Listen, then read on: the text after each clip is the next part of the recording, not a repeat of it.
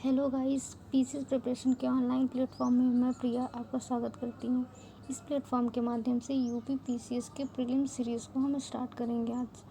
आज ये मेरा पहला लेक्चर है जिसमें मैं आपको बताऊंगी कि यूपी पीसीएस प्रीलिम्स के सिलेबस के बारे में बताऊंगी। इसमें क्या क्या चुनौतियाँ हैं, इसकी रणनीति हम कैसे बनाएंगे कि साल भर में सिलेबस कंप्लीट हो जाए, क्या क्या स्रोत है पढ़ने के। तो सबसे पहले बात करेंगे सिलेबस की।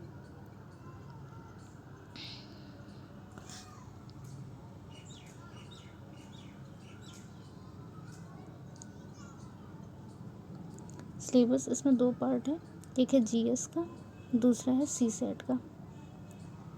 जीएस 200 नंबर का आता है और सीसेट भी 200 नंबर का आता है। उसके बाद हम देखते हैं कि जो हमारा सिलेबस है वो कितना बड़ा है। तो देखिए, पहले जीएस में आता है हिस्ट्री। मैं एक सब्जेक्ट उठा रही हूँ, उससे रिलेटेड चीज़ें आपको बताती चल रही हूँ, जिससे फिर बार बार हमको ओपन ना करने पड़े चीज़ें। तो पहले हम हिस्ट्री देखते हैं। हिस्ट्री में कम से कम 20 से 25 क्वेश्चन आते हैं। 20 से 25 क्वेश्चन आते हैं आपके हिस्ट्री में। ओके। और फिर उसके बाद देखते हैं जियोग्राफी। ये सब जीएस का चल रहा है। जियोग्राफी है, इसमें आते हैं कम से कम 20 से 25 क्वेश्चन। फिर आता है हमारा साइंस। साइंस में आता है कम से कम 15 से 23 क्वेश्चंस। उसके बाद आता है हमारा एनवायरनमेंट। इसमें आते हैं कम से कम 18 से 25 क्वेश्चन आपके आते हैं। ठीक है। और उसके बाद हम देखते हैं, उसके बाद आता है पॉलिटी।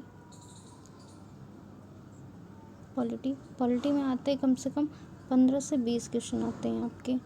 और उसके बाद इकोनॉमिक्स में आता है कम से कम 12 से 17 क्वेश्चन। ये हर साल आते हैं, 2-4 कम ज़्यादा ऐसे आते रहते हैं हर साल। ये हम एक एवरेज मान के चलते हैं कि इतने क्वेश्चन बनते हैं। और लास्ट में है आपका यूपी स्पेशल और फिर एक है करंट अफेयर। तो यूपी स्पेशल में कम से कम 8 से 10 क्वेश्चन बनते हैं, कम ज़्यादा होते रहते, कभी 6, कभी 3, कभी 4 ऐसे। और करंट अफेयर में तो कम से कम 30 से 35 क्वेश्चन हर साल ही आते हैं मोस्टली, 2-4 इधर उधर है, तो इतने क्वेश्चन आते हैं। अब देखते हैं कि हम इस सब को पढ़ेंगे कैसे।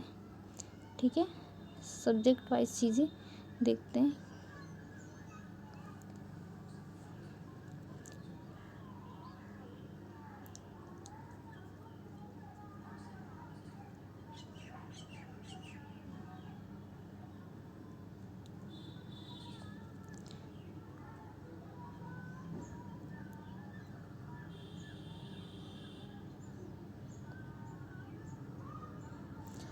तो ये हिस्ट्री है ना, हिस्ट्री के लिए आप घटना चक्र की पूर्वावलोकन पढ़ सकते हैं, ये सफिशिएंट है प्रीलिम्स के लिए। उसके बाद महेश कुमार वर्णवाल, इसको जियोग्राफी के लिए पढ़िए और पूर्वावलोकन लगा के पढ़िएगा। यही घटना चक्र की पूर्वावलोकन लगा के पढ़िएगा, तो ये भी सफिशिएंट रहेगा।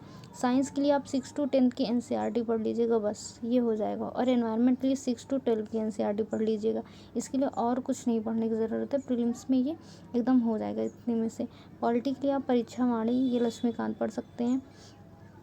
और इकोनॉमिक्स के लिए आप घटना चक्र के पूर्वावलोकन पढ़ सकते हैं। यूपी स्पेशल और करंट अफेयर के लिए आप मंथली मैगजीन ले लीजिए, ये भी सही है।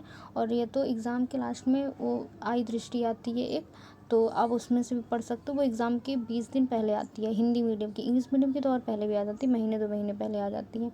तो आप इसके लिए मंथली मैगज़ीन पढ़ेंगे तो लास्ट में बहुत बर्डन नहीं रहेगा कि करंट अफेयर अभी कंप्लीट नहीं हुआ है। तो आप पहले से इस चीज़ के लिए प्रिपेयर रहोगे अगर आप मंथली मैगज़ीन पढ़ते जा रहे हो। यूपी का करंट अफेयर और करंट अफेयर दोनों इसमें हो जाएगा। और अगर जो ये सारी बुक्स मैंने बताई, लाइक पॉलिटी के लिए लक्ष्मीकांत है, लक्ष्मीकांत 1000 पन्नों की है, तो आप कितना पढ़ोगे।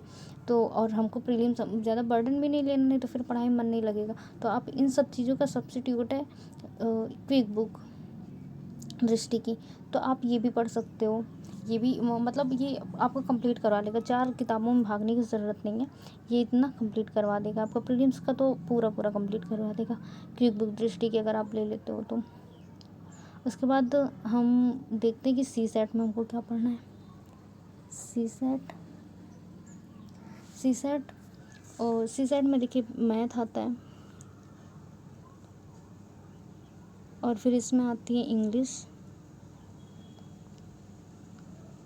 और इसमें आता है हिंदी, और इसमें आता है रीजनिंग,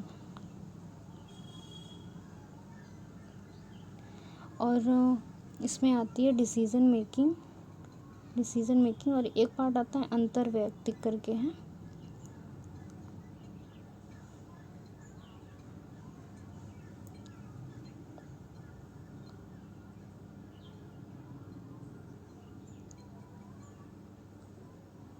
अंतर्वैयक्तिक करके है एक। तो देखिए इन दोनों के लिए अगर आप PYQ पढ़ लेते हैं तो ये मोर देन सफिशिएंट है, इसके लिए और कुछ पढ़ने की ज़रूरत नहीं है।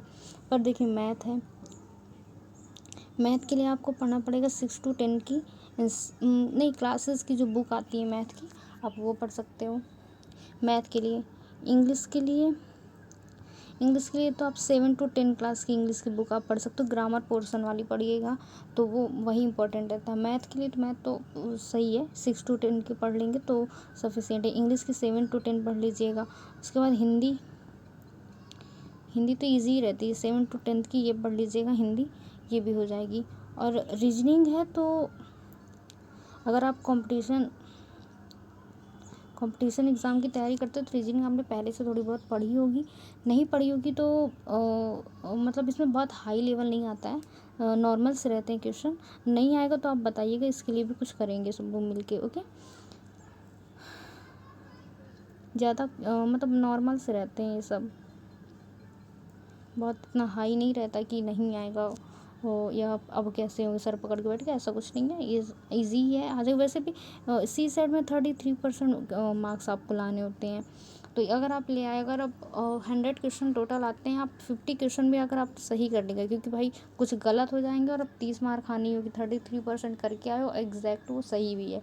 तो आप अराउंड 55 क्वेश्चन अगर आप करके आते हो, कुछ ना कुछ गलत होंगे तो अराउंड 33% नंबर आपके बन जाएंगे। तो एक टारगेट लेके चलेंगे, कम से कम 55 क्वेश्चन करके आना है, ठीक है। और अच्छा देखिए ये एग्ज़ाम ना मतलब थोड़ा टफ एग्ज़ाम है, तो इसमें क्या क्या चुनौतियाँ आती हैं उस पर ज़रा गौर करते हैं।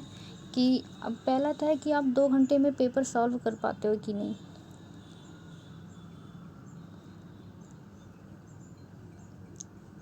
दो घंटे में आप पेपर सॉल्व कर पाते हो कि नहीं, पहले तो ये इम्पॉर्टेंट है 2 आवर्स में। और इसके लिए ना आप प्रैक्टिस सेट लगाएं और टेस्ट सीरीज़ लगाएं, तब आपकी जो ये टाइम मैनेजमेंट वाली प्रॉब्लम है ना, ये तब ख़त्म होगी जब आप टेस्ट सीरीज़ करोगे। आप किसी भी कोचिंग की ले सकते हो या मार्केट में भी बहुत अवेलेबल होती है, आप वहाँ से परचेज़ कर सकते हो।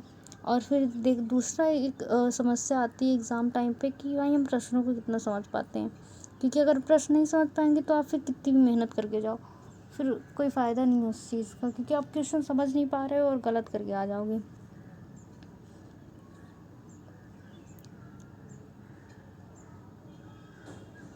प्रश्नों को समझना, आप कितना समझ के आते हो, ठीक है। अब फिर थर्ड पॉइंट है कि आप कीवर्ड कितना समझते हो। कीवर्ड पता है, कीवर्ड से आप चीज़ों को याद करते हो ना, एक पहली बात ये इंपॉर्टेंट बहुत है कीवर्ड। और कीवर्ड से आप चीज़ों को याद करते हो तो एग्ज़ाम में जैसे आप पढ़ के आप भूल भी गए ना, तो कीवर्ड अगर याद है तो काफ़ी कुछ चीज़ें आपके दिमाग में रिकॉल होने लगती हैं, तो वो आपकी हेल्प करेंगे एग्ज़ाम में। उसके बाद देखिए आप 4 पॉइंट है कि आप साल भर में सिलेबस कंप्लीट कर पाते हो कि नहीं। एक साल में सिलेबस कंप्लीट कर पाते हो कि नहीं, ये इम्पॉर्टेंट है। ये कंप्लीट करवाऊँगी, मैं ही करवा दूँगी। और उसके बाद 5th है मोस्ट इम्पॉर्टेंट है कि आप कितनी निरंतरता से पढ़ पाते हो, क्योंकि ये सबसे ज़्यादा ज़रूरी है। अगर आप कंटिन्यूटी के साथ नहीं पढ़ते हो तो फिर आप एक दिन में 10 घंटे पढ़ लो, दूसरे दिन आप 2 घंटे पढ़ो, कुछ नहीं होने वाला है। तो अगर आप बहुत अच्छे से तैयारी करना चाहते हो तो आप 3-4 घंटे दीजिए, लेकिन निरंतरता के साथ दीजिए, वो बहुत इम्पोर्टेंट है। बाकी फिर और चीज़ें मैं अब आपको कल बताऊँगी। आज की वीडियो में इतना ही। थैंक यू सो मच, बने रहिए मेरे चैनल के साथ। Thank you.